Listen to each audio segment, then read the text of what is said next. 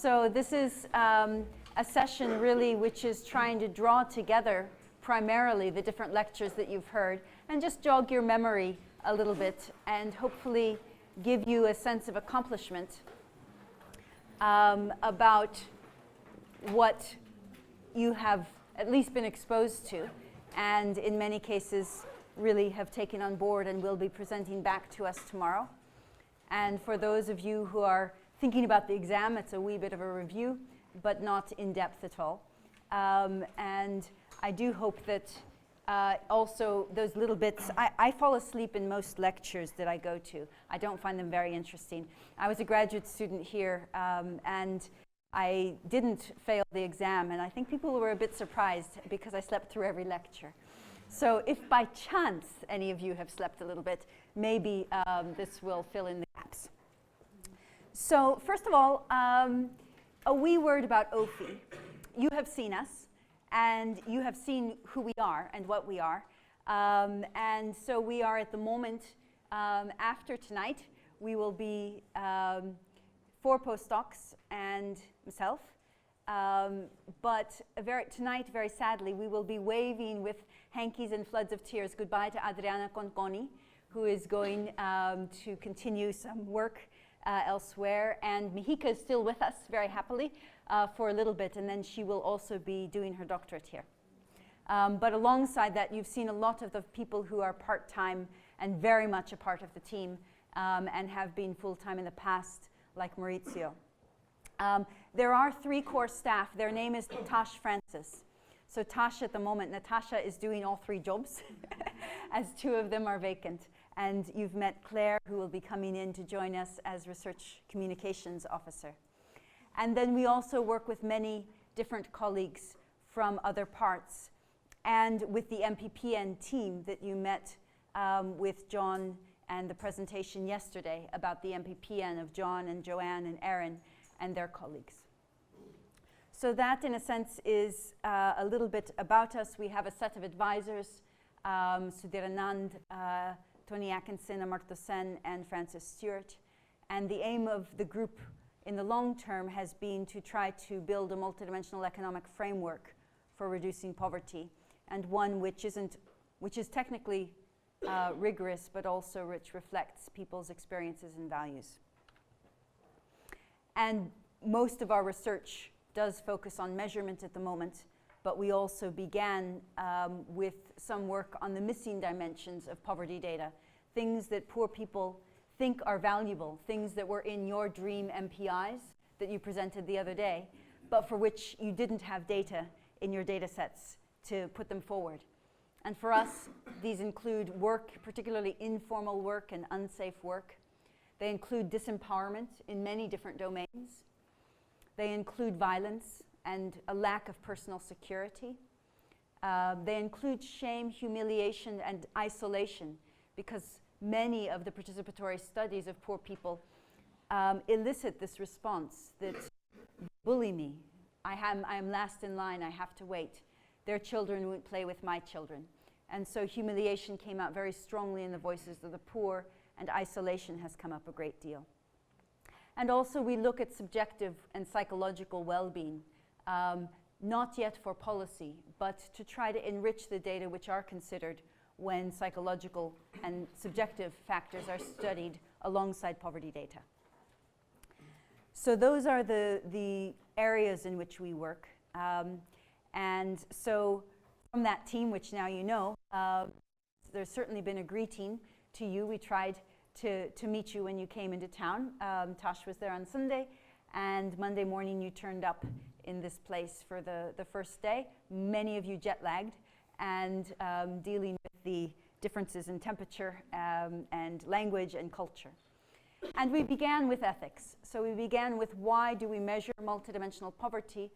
And the first reason was really a consideration of how poor people experience their lives and how they describe that experience. And also the insights of people who study these, like Amartya Sen, and also, in a sense, the more recent exercises, like the Million Voices and World We Want study, which the UNDP had done, which again reiterated the importance to people who use the internet and so could respond to that intervention about the importance of multiple dimensions of poverty.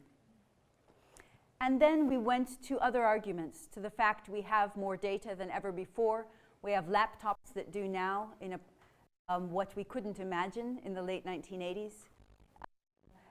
And then we moved really to empirical questions, really being self-critical. Yes, this may be important, but can't we measure it with one number? And that is not an ideological answer, that's an empirical question. And so we went and tried to look at different ways of asking that question to data. So we looked at mismatches between income and non-monetary deprivations. For example, reviewing the literature in Europe, which now has a multidimensional EU 2020 measure. And this study where you saw that 20% of people were chronically or persistently income poor, and 20% of people were persistently deprived in material deprivations, things you can buy in markets, but only half of them were deprived in both. And that raised questions in Europe about the sufficiency of income poverty measures in identifying who is poor. Similar exercises have been done in developing countries with other data and with other indicators, including malnutrition or levels of education. And again, the mismatch is visible, although it does vary, and so it remains an empirical question in each context. What is the relationship between different deprivations and income? We looked then at trends in income poverty, the scatter plots of Bourguignon et al., and saw there was not a clear trend. We looked at non-monetary indicators, looking for one indicator like girls' education that adequately reflected deprivations in other dimensions of poverty, and did not find it. And then using Dres and Sen's book Uncertain Glory, India and Its Contradictions, we observed that even in a country like India, which has grown faster than Bangladesh, whose income is now twice the GDP per capita of Bangladesh, the trend in social indicators during the same period in which their income grew faster and doubled that of Bangladesh have been slower. And so Bangladesh, with a lower growth rate, has had much faster changes in relevant social indicators. So even looking at a general policy tool didn't necessarily, although this has to be checked in different contexts, go alongside with advances in other indicators. We also mentioned other policy fora which are discussing the need for wider measures, like that of Beyond GDP, or that of the Stiglitz-Sen-Fitoussi Commission set up by President Sarkozy, which addressed, in a sense, the lack of confidence in public statistics in many countries, and called for better statistics, including of quality of life and of studies that look at the overlapping disadvantages that poor people face, because, as they put it, we are almost blind when metrics on which policy or action is based are ill-designed or not well understood. So that was, in a sense, why we are here, why we are engaged in trying to understand how better to measure multidimensional poverty. And then we jumped in with Schumann into the review of unidimensional poverty measures. And we began with income as the most common variable, and we saw who was poor by applying a poverty line. And then we reviewed many different methodologies, but one was the Foster-Greer-Thorbecke index published in 1984. So you have 4 people, their incomes are 7, 3, 4, and 8, and the poverty line is 5. You create a G0 deprivation vector, zeros and ones. 1 means deprived, or poor in this case, and 0 means non-deprived. The head count ratio is the mean of the vector. So in introducing this example, we were already introducing the notation we later would use in matrix form. And then we spoke of how to compute normalized gaps to try to look at how poor people were. And in doing so, we introduced the idea of policy incentives. You want to give policymakers an incentive to look at the very poorest of the poor, although they will be harder to bring above the poverty line than the less poor. And so computing the normalized gap measure, or thinking about the incentives that a multidimensional poverty measure gives to policymakers, is part of the work of building a measure. And then we considered the FGT, or the P2 measure, which looks at the squared normalized gap vector. And we noticed that in all three of these FGT measures, they were the mean of a vector. And that's because alongside the empirical work that we're engaged in, there is something to be said for theoretical elegance. Then we moved to multidimensional poverty. And our first foray into this topic was axiomatic, or we looked at the properties that different multidimensional measures do or don't satisfy and how we can describe them. Before we were teaching the course, we were talking with Gisela Robles, among others, to try to see how we could give an intuition of what properties meant. And she said something very sensible. She said, you know, you expect that poverty measures will change in a particular way. It would be common sense. And sometimes the measures don't obey common sense. And properties help us to see whether or not they will change in the way that we might expect them to change. So for many of you not familiar with the more axiomatic approaches, that might be a useful way in. Schumann had already reviewed the axioms in unidimensional space, and so in multidimensional space, we went through how they are normal extensions or how they are natural extensions from the unidimensional axioms. But there's something different about them, because identifying who is poor in multidimensional space is, as we saw, a two-step process. It is different than in unidimensional space. So all the axioms have to reflect the identification as well as the aggregation steps. And if these are different, then it may affect the axioms. You could present these axioms in different groups, and we used 4 categories that James Foster came up with. One were invariance properties. Some of them are simple, obvious. If the population doubles, poverty shouldn't double in terms of the percentage of people who are poor. But then there are others like focus. You want to focus who is poor. You don't want a change in a non-poor person to affect your poverty measure. Or you don't want a change in achievements above your deprivation cutoffs to affect your poverty measure. So the deprivation and focus axioms. We also stress the importance of an ordinality axiom, because mostly the data that you have used in your presentations and that we use in poverty measurement are ordinal. That is, they're things like level of schooling, perhaps, or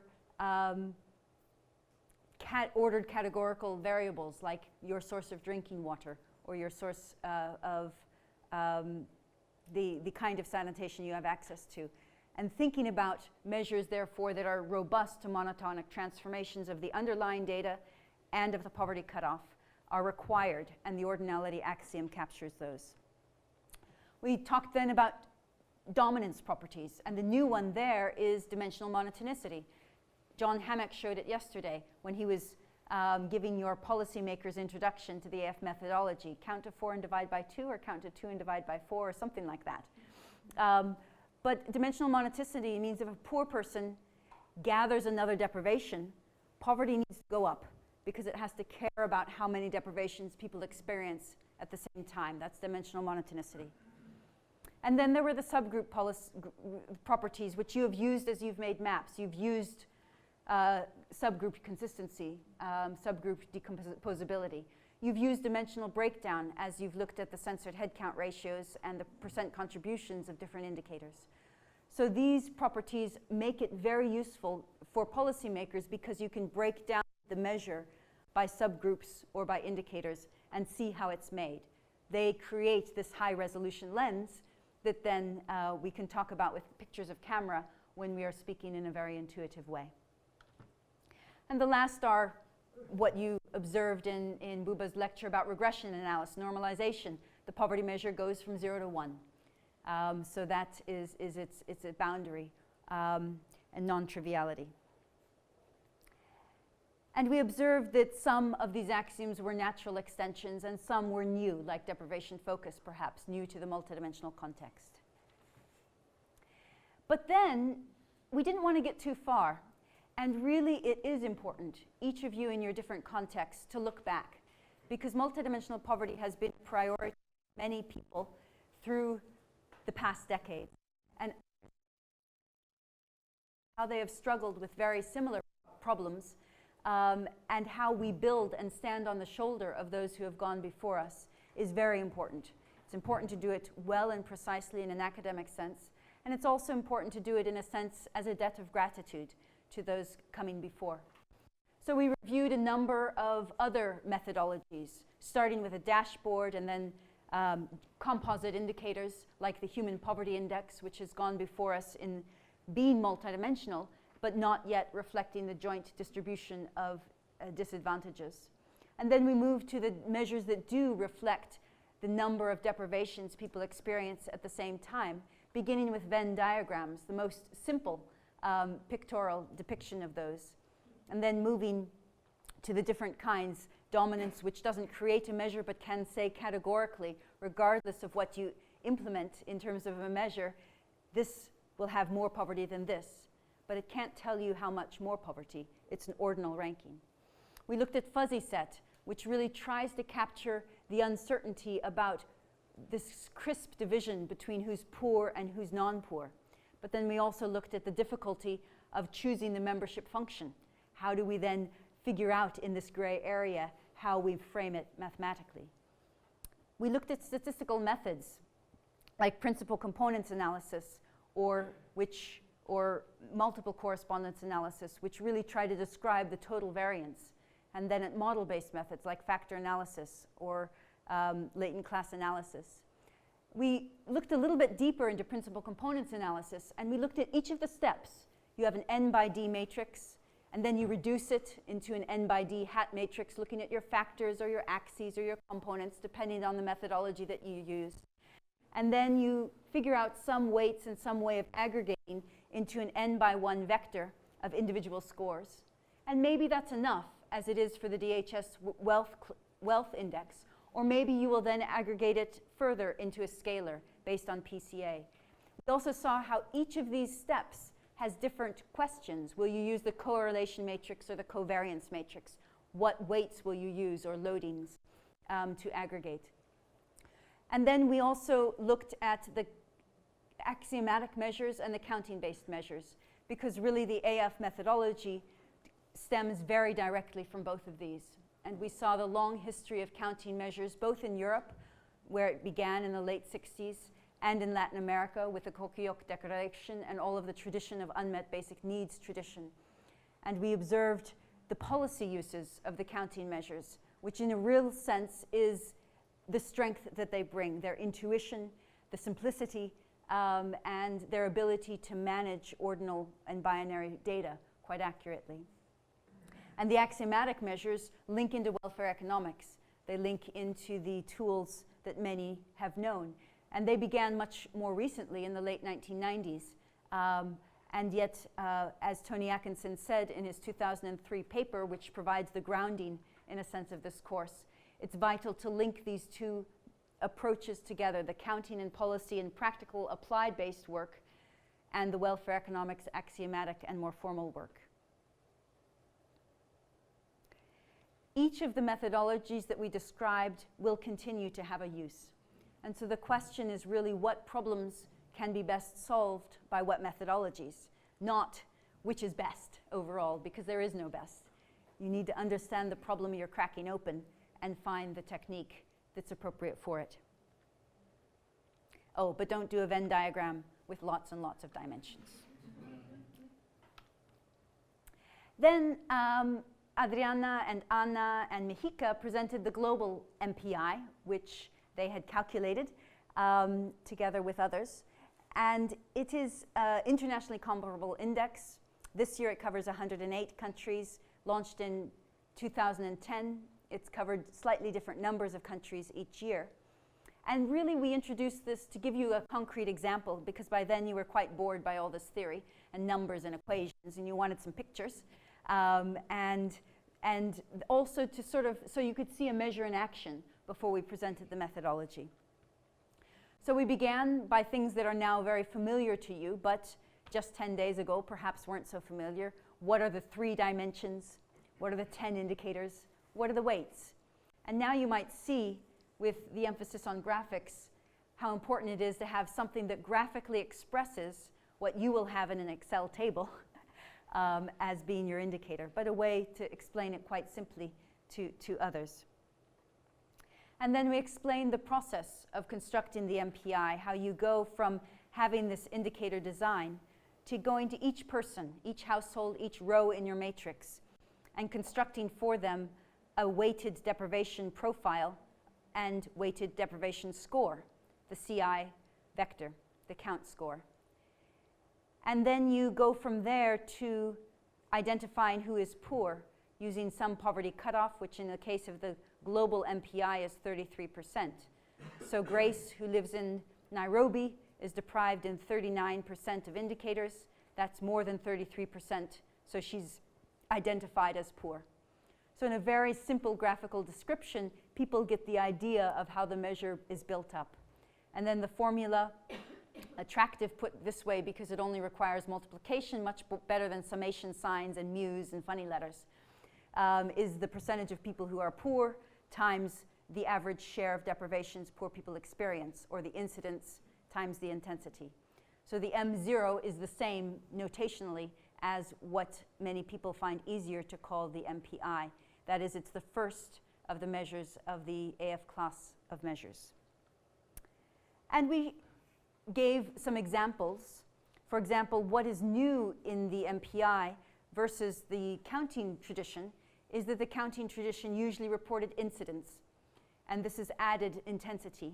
And as we saw, intensity matters because the poorest countries also experience the highest intensity. That is, each poor person is poor in more things at the same time than the people in these low poverty countries. Days, because I'm grouping things together, Maurizio asked you some questions about how we put those slides together. For example, this slide has the comparison between the incidence or headcount ratio of people who are multidimensionally poor and the headcount ratio or proportion of people who are poor by the $1.25 a day measure. Why do we have to use H, he asked? Because you can't compare an MPI with an income poverty headcount ratio. You have to compare like with like. So going back to these slides, you can ask yourself questions so that you compare like with like when you make your own slides and get the axes correct. This slide of the 71% of the MPI poor people, who are 1.6 billion people, live in middle income countries. This again is built up by creating an aggregate across all countries and then sorting it by income status of those countries. And we presented, of course, the composition of poverty by different groups. This is a slide showing the composition of poverty in India by different religious subgroups, where the level of poverty is the height and the stripes are the different indicators. But we also stressed the importance of looking at the population share of different subgroups, because they can differ quite a lot, and our interpretation of measures needs to note that.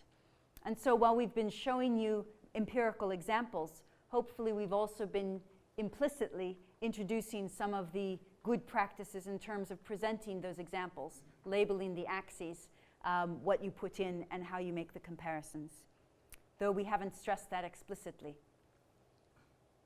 And then we came to the AF methodology, which Anna presented, and she summarizes it very well in one slide.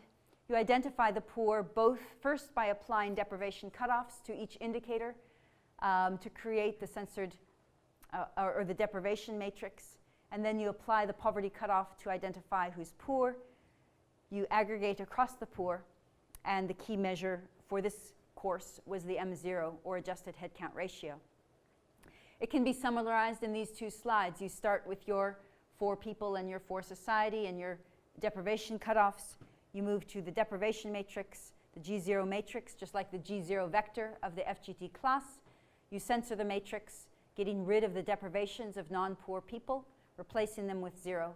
And then the MPI is the mean of this CI vector divided by D, or it's the mean of this matrix.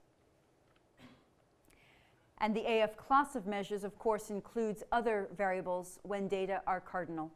And these various different measures reflect and respect different properties, which are stated here. You also started to learn a new language. So I'm sure that now everybody thinks about deprivations versus poverty. But coming here, you probably didn't think that much about the differences between those words. They sound rather the same.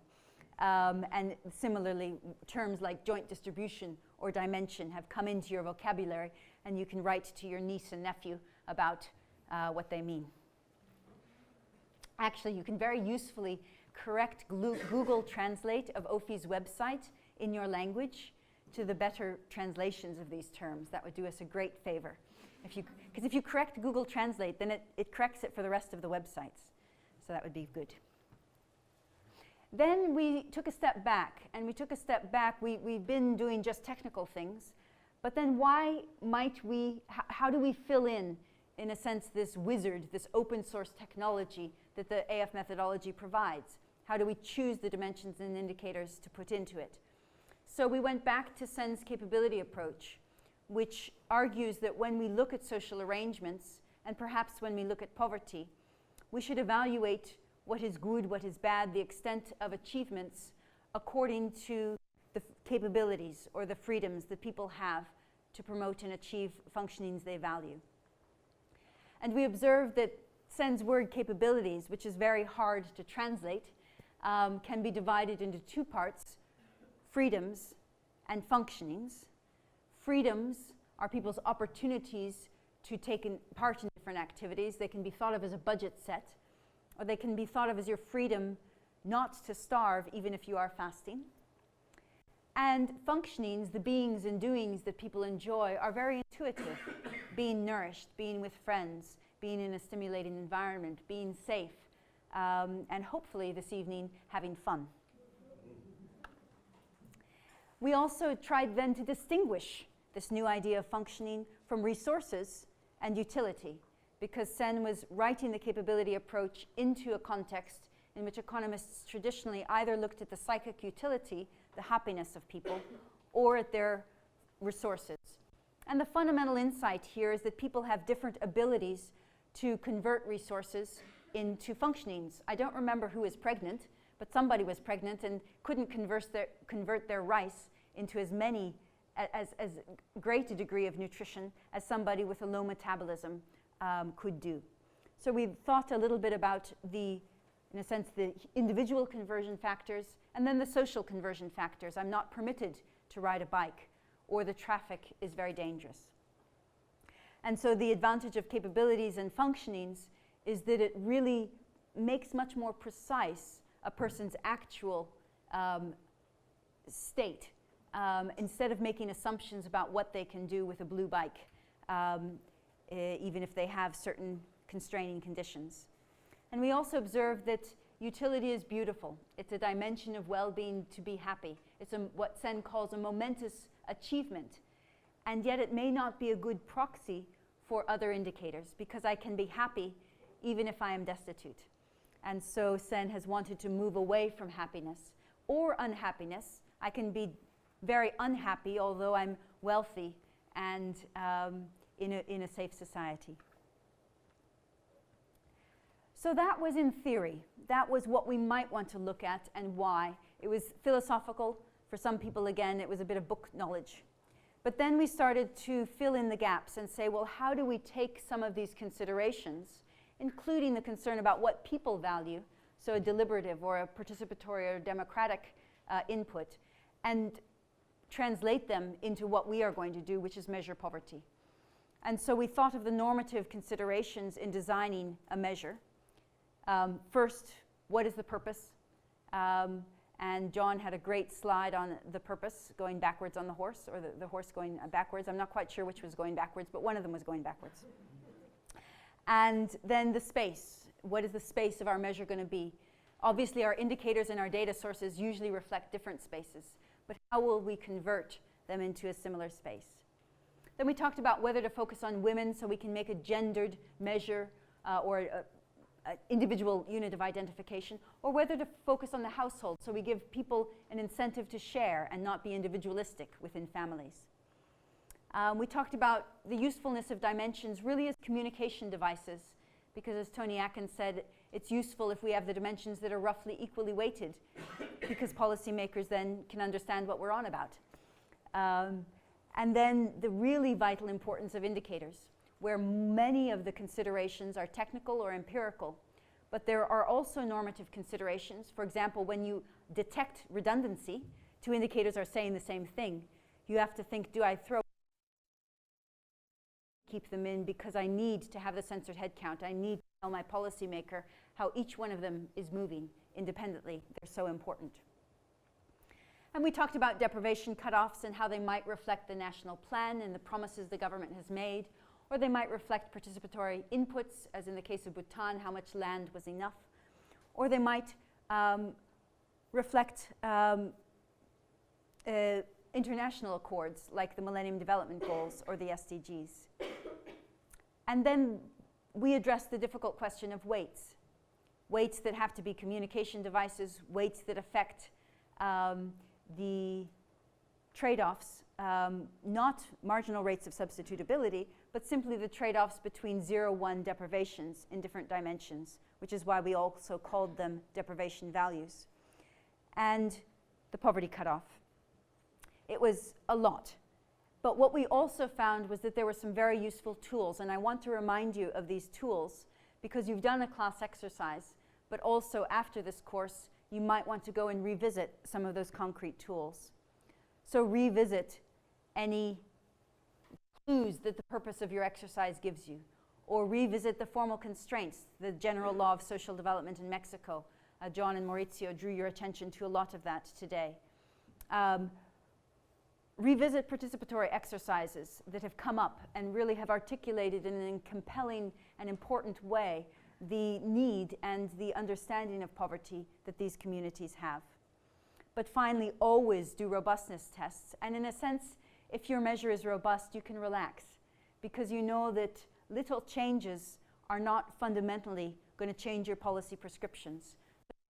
You're responsible by releasing a measure where there's not perfect consensus, because even with its imperfections, and there will always be imperfections in measurement, it's good enough to give clear and consistent policy guidance.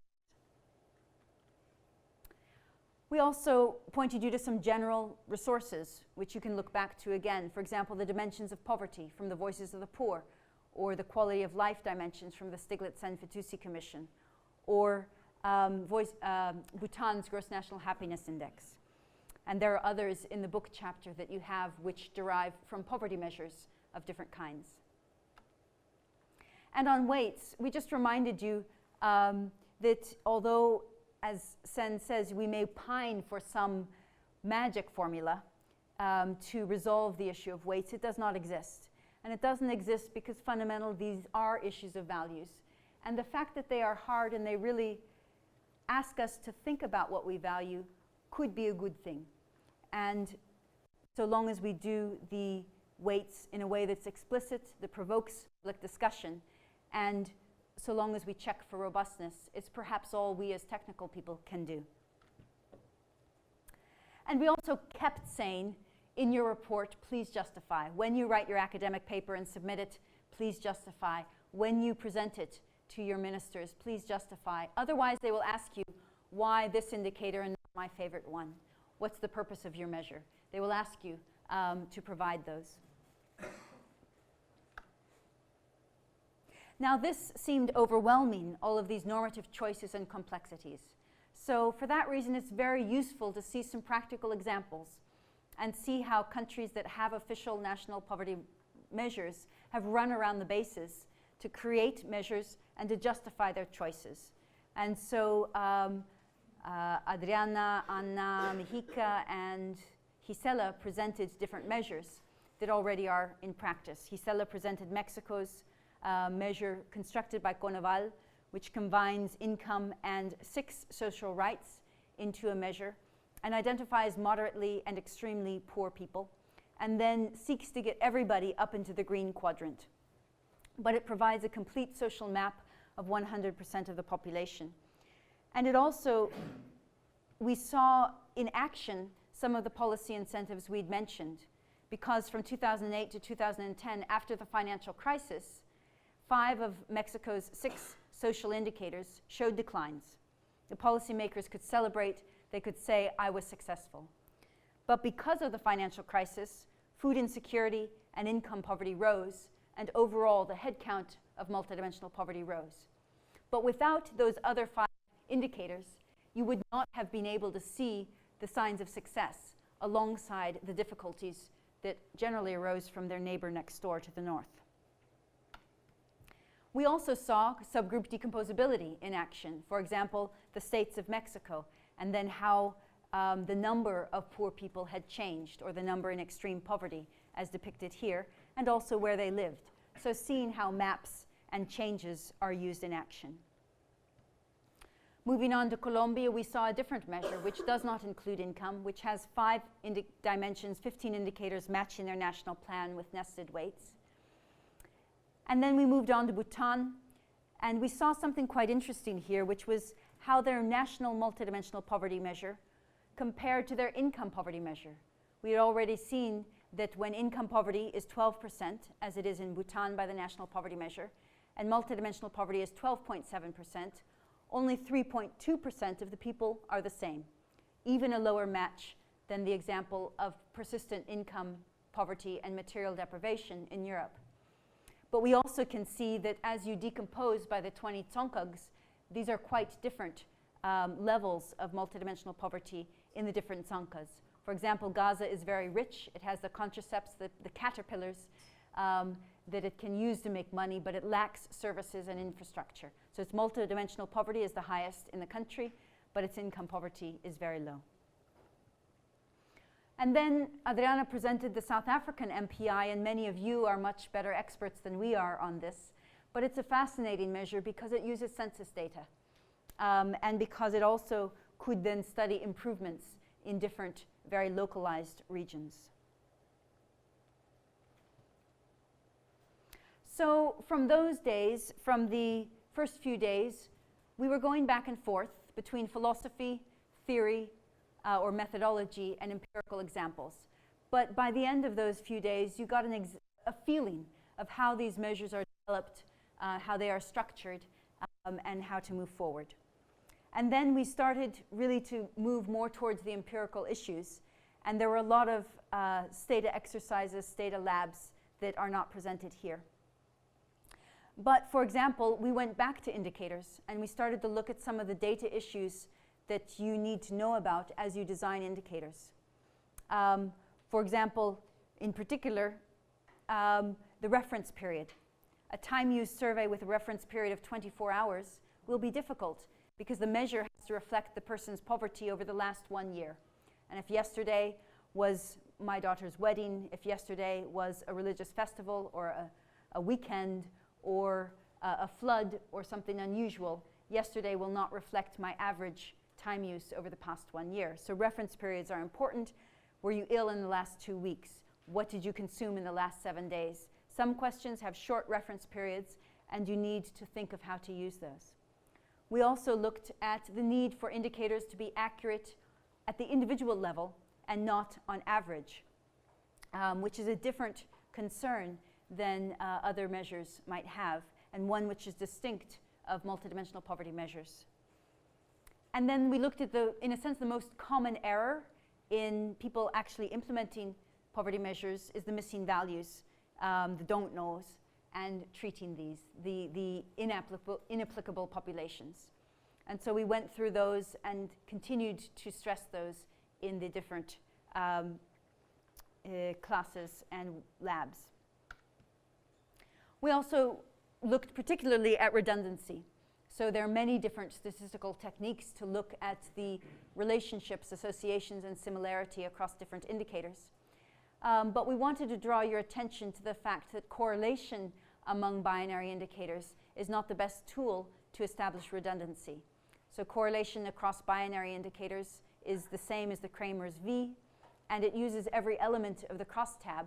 And so it uses, in a sense, the difference in marginal headcount ratios, uncensored headcount ratios, which may not be what you are most interested in.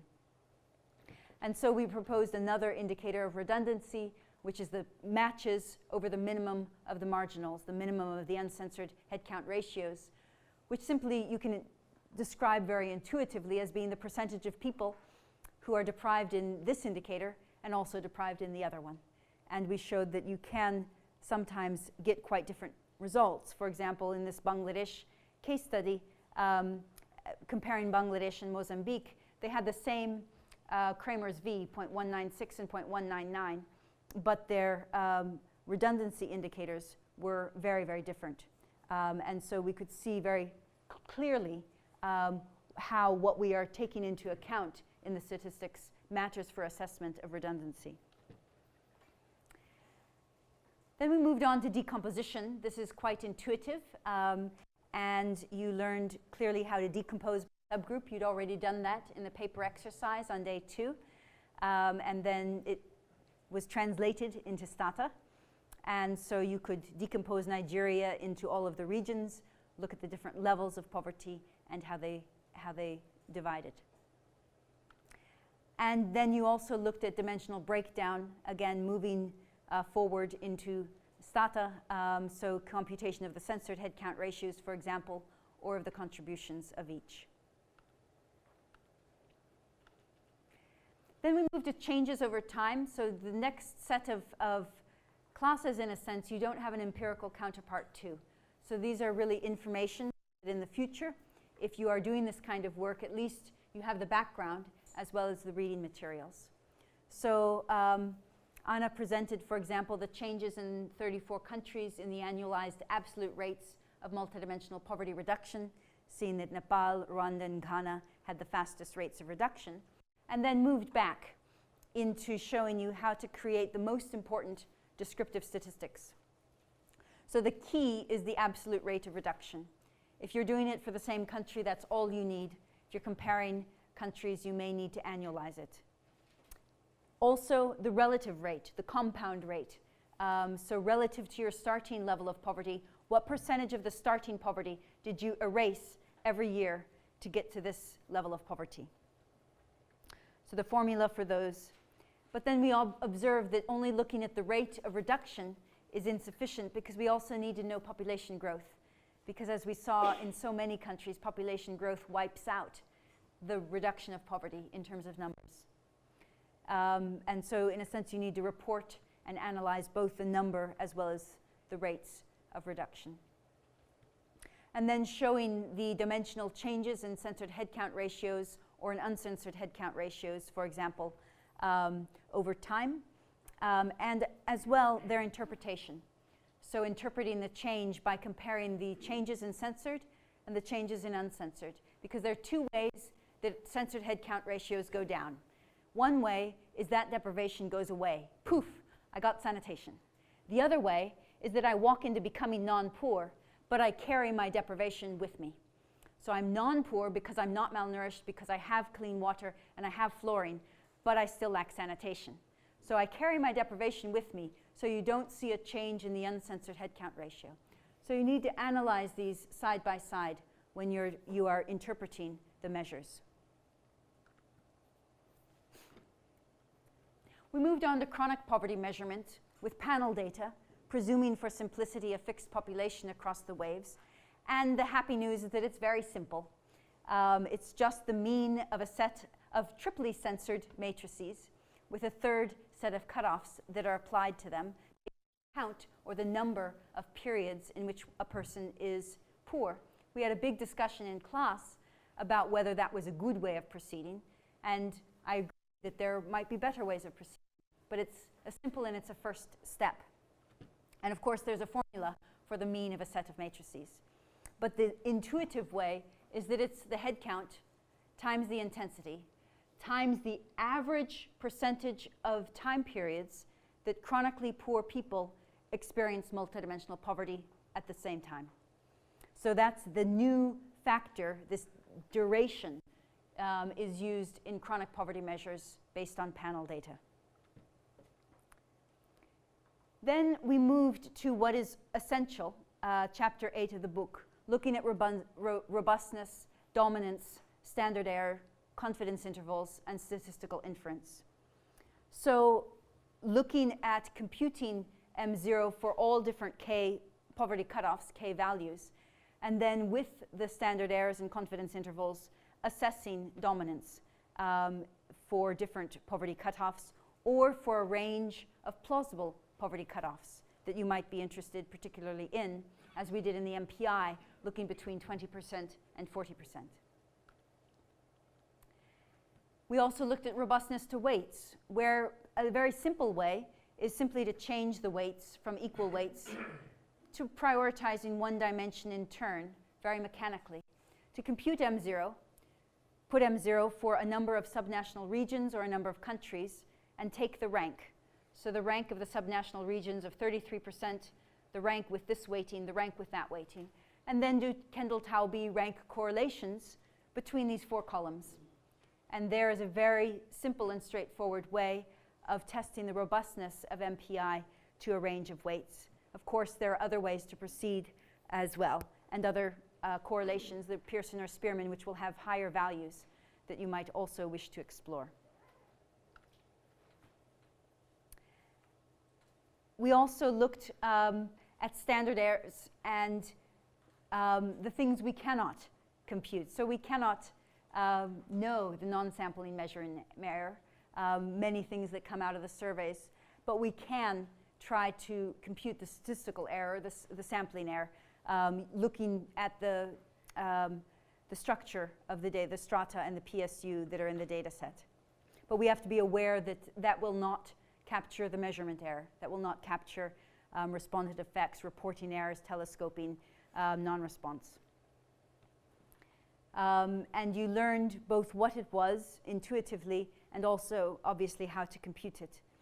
And the confidence intervals which you need for statistical inference and which you can use with a standard error. So you have implemented that for your studies already, and that also must be done for changes over time, though not in this particular way. So if you are doing statistical assessments over time, please do read the materials, because you need to look at the error of the change and not of each particular value. Schumann yesterday morning presented inequality among the poor. And we'd already seen this. So we'd already seen that if we take all of the poor people in Madagascar, these are the poor people whose deprivations are between 33 and 39%. And these are the people whose deprivation scores are between 90 and 100%. And if we look at Rwanda, we see many people having a very low deprivation score and fewer having the 90% and above deprivation score. It's this kind of inequality that M0 does not reflect, because we simply take the average deprivation score, not thinking about its distribution. So Schumann told you 2 different ways to look at variance. Variance being a measure which is an absolute measure of inequality that can be decomposed by subgroups.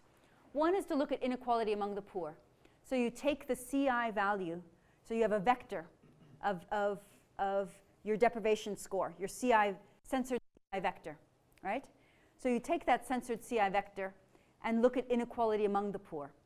So you simply take the poor people and compute the variance. So you take the A, the average intensity, which you've already computed, and then the distance, the mean distance of each person's CI value from the mean. And that's your variance. Or you might want to be interested in regional disparity. And in that case, of course, you have to think, because regions have different population shares, and different countries have different numbers of regions, and so the comparison of regional disparity requires some care. But what you do is you simply take the M0 value of each region, and you take the difference, that is, you subtract them and square them, and you get the distance between them. And the average distance there is going to be the variance. And these give you a real sense of inequality among the poor and disparity across regions. You can also look at them over time.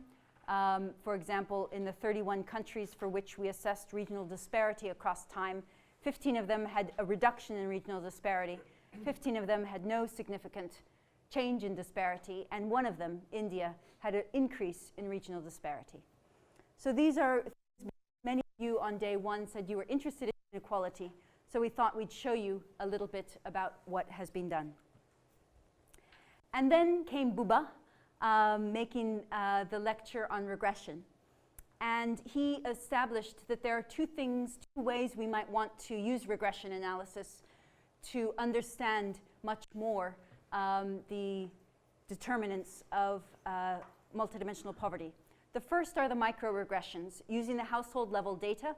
So your left-hand side variable is either the CI value, the deprivation score, or it's much easier, although you lose information, to have it the 0-1 poverty status, 1 if I'm poor and 0 non.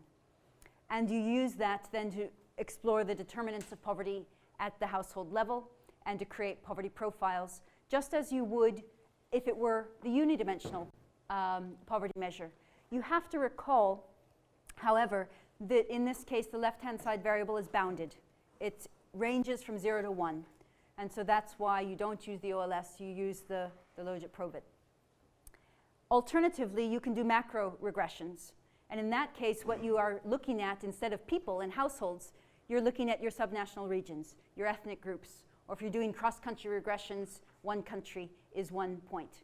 And then you are going to have your M0 for the relevant subnational group or country, the level or the trend in M0 as the independent variable.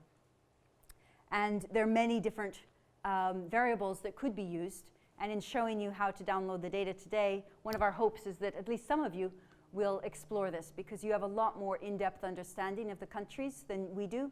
So we can't do this because we don't really know the texture and the kinds of policies we would be looking for.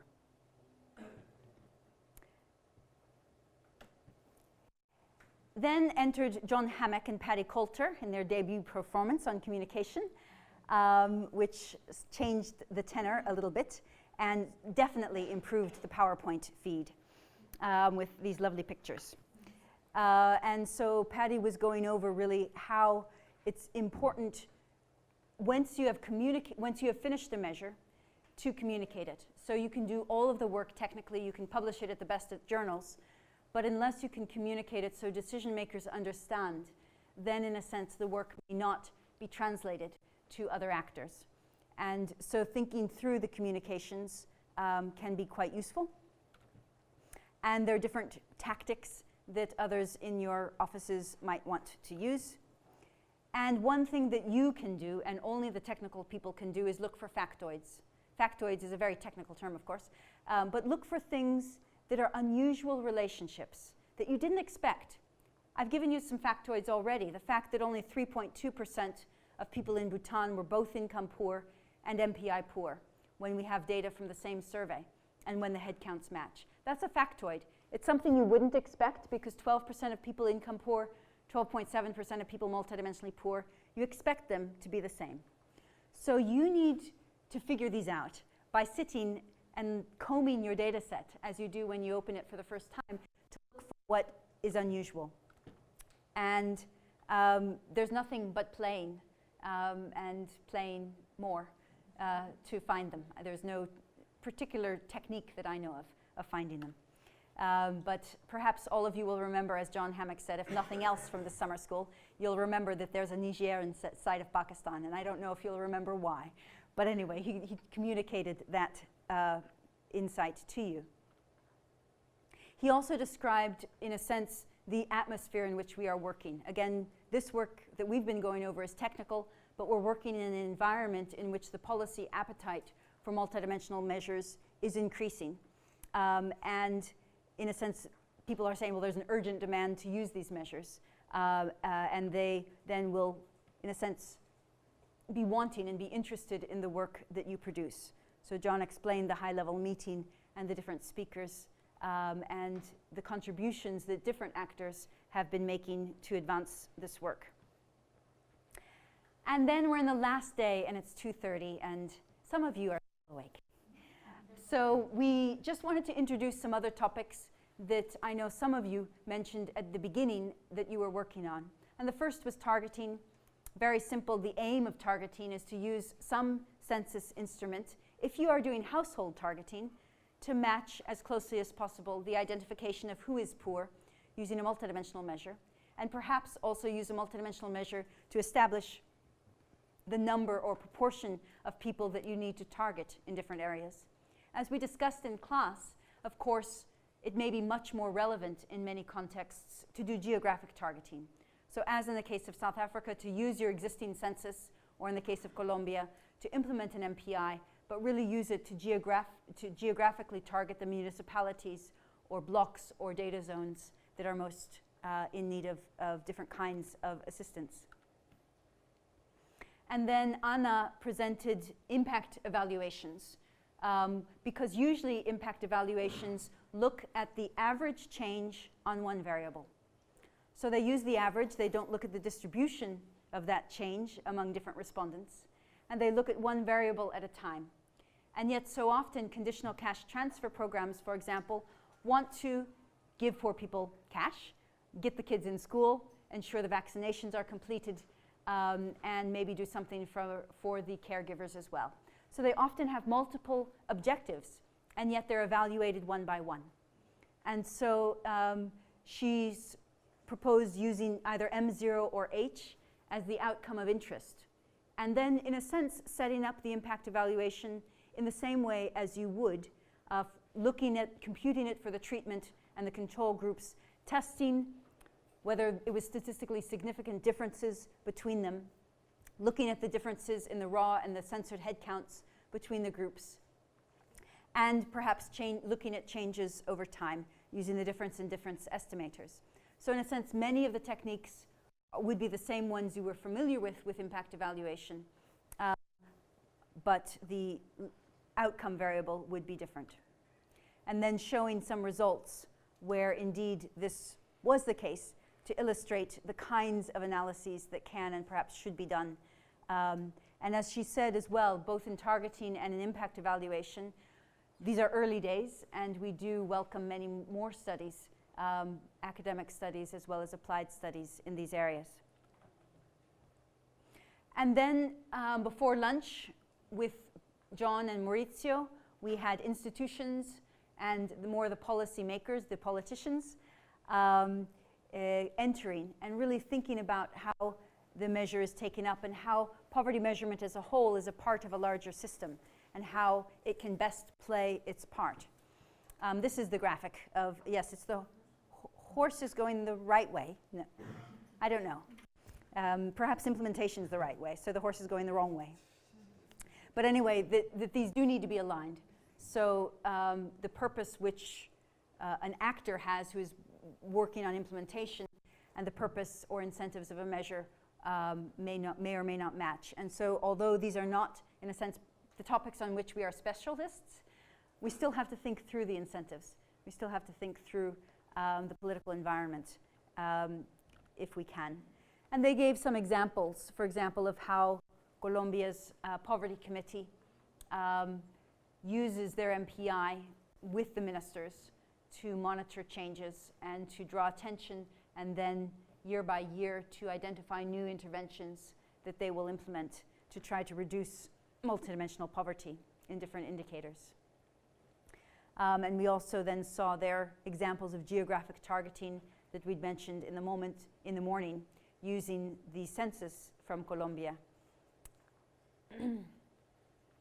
So that brought us up into before lunch, and I don't know what you had for lunch, but you're welcome to tell me about the lunch. But that sort of concludes the material that we are presenting. And this is, oops, a cut and paste mistake, but we've had 7, 8 summer schools prior to this one in different parts, and this is the first summer school we've ever had in Oxford, and indeed the first summer school we've had in the UK. So we are delighted that you have been here and that you've come here, because usually we as a team are staying somewhere and we are the ones in the hotel and we are the ones having breakfast and complaining about the slow Wi-Fi. So we're very glad that you're here, and I look forward to your presentations tomorrow, as does James Foster, who is waking up extraordinarily early to listen to you. But more than that, we really look forward to this point forward, to seeing where you take this work, to staying in touch, to trying to support one another, and reading papers or refereeing working papers from those who are doing the academic line of work, and being actively engaged and learning from people who are implementing or designing measures for policy. So on behalf of all of the team, I'm sure it's very efficient, but I've tried just to put into a capsule what we tried to get across. So the floor is open if you want to tell me what I forgot, what I got wrong, or you can go to your working groups.